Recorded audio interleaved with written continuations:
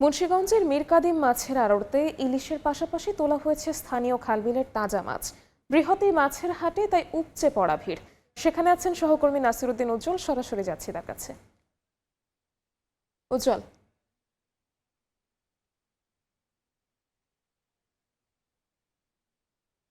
কিন্তু এই ধলেশ্বরী তীরের যে মৎস্য আড়ত, সেখানে আমরা দেখছি নানা রকম মাছের পসরা। এর মধ্যে কিন্তু এই যে রূপালী ইলিশ, সেই ইলিশ ঘিরে মানুষ হুমড়ি খেয়ে পড়ছে। পাইকার এবং যারা শৌখিন ক্রেতা আছেন তারা কিন্তু ইলিশ কেনার জন্য চেষ্টা করছেন, কিন্তু আগুন দরে কিন্তু ইলিশ বিক্রি হচ্ছে।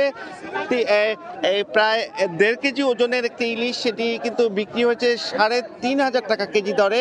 আর 1 কেজি ওজনের ইলিশ বিক্রি হচ্ছে 2600 টাকা কেজিতে। এছাড়া কিন্তু যেগুলো 400 বা 350 গ্রাম ওজনের, সেগুলোতে কিন্তু 1000 টাকা কেজি। এবং এখানকার যে আড়তদাররা রয়েছেন তারা বলছেন যে এই 700 গ্রাম বা 800 গ্রাম ওজনের ইলিশ বিক্রি হচ্ছে 1700 থেকে 2200 টাকা কেজিতে। এবং এই ইলিশের ব্যাপক চাহিদা সত্ত্বেও তারা বলছেন যে সরবরাহ কম থাকার কারণে কিন্তু এই চড়া দরে ঈদ পরবর্তী বাজারে ইলিশ বিক্রি হচ্ছে। এবং এছাড়া যে অন্যান্য মাছ যেগুলো বিক্রি হচ্ছে, তার মধ্যে এই সব মাছেরই কিন্তু দাম চড়া। এবং এই চড়া দামের কারণে কিন্তু তারা বলছেন যে সরবরাহের ঘাটতির কথা। এবং বর্ষা মৌসুম আসন্ন, এবং এই বর্ষা মৌসুমে কিন্তু রং বেরঙের যে মাছ, সেগুলো কিন্তু এখানকার খাল বিলগুলোতে পাওয়া যায়। এবং সেইখানেও কিন্তু তাজা বিভিন্ন রকমের মাছের পসরা বাজারে রয়েছে।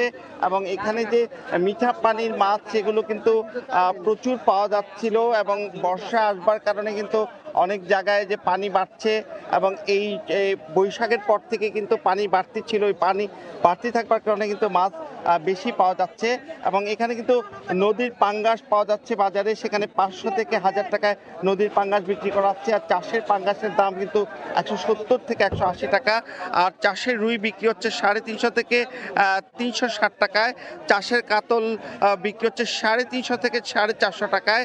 আর নদীর কাতলও পাওয়া যাচ্ছে, সেটি কিন্তু 650 থেকে 700 টাকা। আর চাষের বোয়াল 350 থেকে 600 টাকা। গলদা চিংড়ি 800 থেকে 1200 টাকা।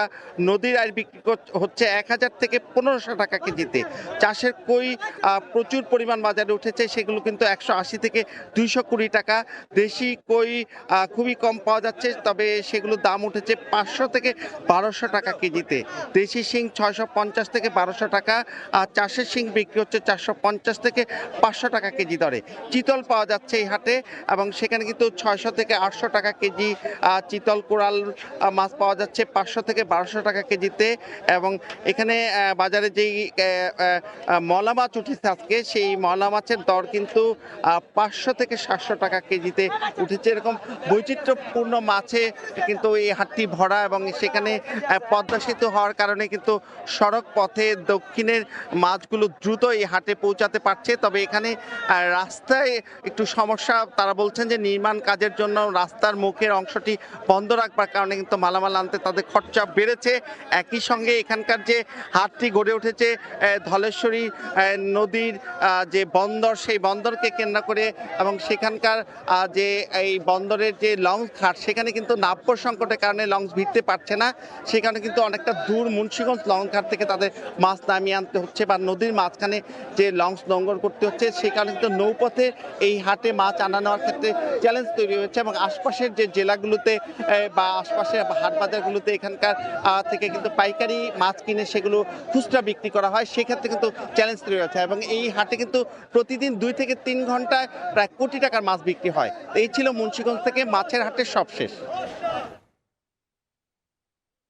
মুন্সিগঞ্জের মীর কাদিম মাছের আড়ত থেকে আমাদের সাথে সরাসরি যুক্ত হয়েছিলেন সহকর্মী নাসিরউদ্দিন উজ্জ্বল।